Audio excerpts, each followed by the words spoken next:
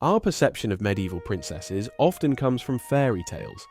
Graceful young women in tall, pointed hats awaiting a heroic knight's rescue. However, as we shall see, the life of a medieval princess was far more intricate and surprising. Let's venture back to the Middle Ages to meet some of them and understand how they tactfully maneuvered through a dangerous world dominated by men.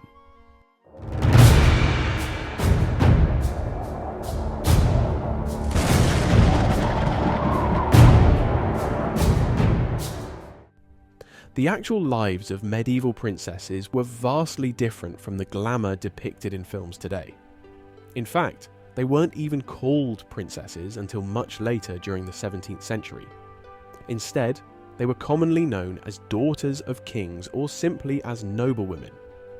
Though they lived in opulence, draped in luxurious fabrics and dining on the finest wine and cuisine, they were often used as political tools by their fathers to be bargained and sold like cattle.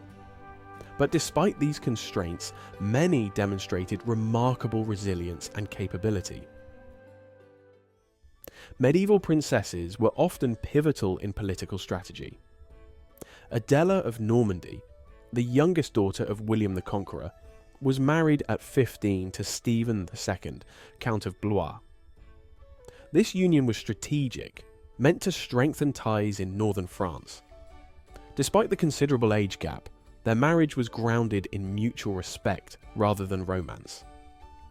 Adela managed their estates and was known for her diplomatic acumen, proving herself a valuable asset in maintaining the power balance between their allied families. Some princesses took on roles beyond their expected duties. King Edward I married Elena of Castile in 1254, and their daughter Eleanor was groomed in the arts of governance. When her husband, Henry III of Bar, was captured, Eleanor assumed command of his forces and defended their territory, proving her mettle in leadership and strategy. She wrote to her father for aid, negotiated with allies, and even led troops, showing that she was not just a passive figure, but an active participant in her family's political and military affairs. Mary of Woodstock, another daughter of Edward, chose a different path by becoming a nun. Supported by her parents, she lived a comfortable life despite her vows. Mary enjoyed gambling, often accruing debts that her indulgent father settled. Her interests extended to commissioning books, reflecting her intellectual pursuits and education.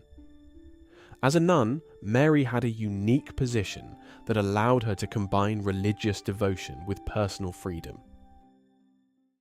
Elizabeth of Rudland, Edward's youngest daughter, became a widow at a young age. After her husband's mysterious death, she embarked on extensive travels, a common activity for royalty. Medieval courts were peripatetic, and Elizabeth, along with her siblings, adapted to this nomadic lifestyle, often journeying with a substantial entourage. Her travels were not merely for leisure, they were political missions, visiting various courts and estates to maintain alliances and manage affairs. Joan of Acre, another of Edward's daughters, was initially married to an older nobleman. After his death, she secretly wed Ralph de Monthermer, a man of lower status. Her father's initial fury eventually gave way to acceptance, as Joan's unwavering resolve allowed her to retain both her lands and her chosen partner. Her marriage to Ralph demonstrated her ability to navigate the complexities of medieval noble life while pursuing her personal happiness. Margaret, another of Edward I's daughters, faced a challenging situation when her husband, John II, and the Duke of Brabant in 1290 was openly unfaithful. Seeking to assert her independence, she constructed her own court at Tervuren. This grand residence reflected her status and drew inspiration from her father's legacy of majestic castle building.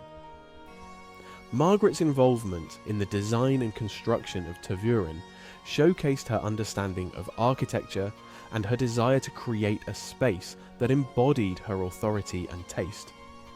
Her ability to build and manage such a project highlights the often overlooked role of women in medieval architecture and estate management.